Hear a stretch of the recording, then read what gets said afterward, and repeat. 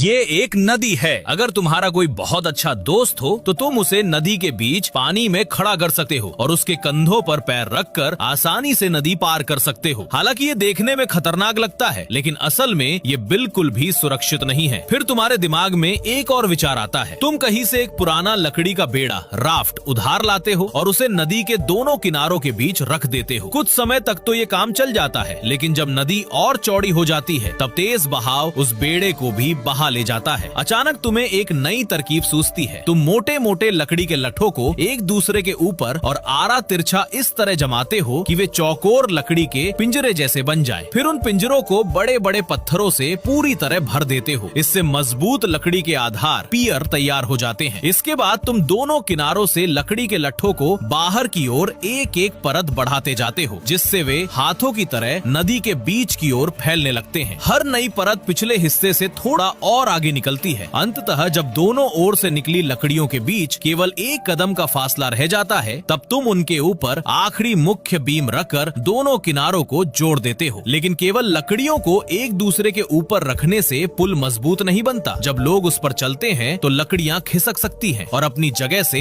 हट सकती हैं। इसका भी तुम उपाय निकाल लेते हो। तुम हर परत की लकड़ियों के बीच की खाली जगह में पत्थर ठूस देते हो। पत्थरों का भारी वजन लकड़ियों को नीचे की ओर दबाता है, जिससे घर्षण फ्रिक्शन बढ़ जाता है और सभी लकड़ियां मजबूती से एक दूसरे से जकड़ जाती हैं। पूरा ढांचा बेहद मजबूत हो जाता है और आसानी से नहीं हिलता। आखिर में तुम पुल के दोनों किनारों पर पारंपरिक लकड़ी के जोड़ मॉर्टिस और टेनन तकनीक से रेलिंग भी बना देते हो, ताकि लोग सुरक्षित रूप से पुल पार कर सकें। और इस तरह आपने डीप बीम ब्रिज का आविष्कार कर लिया।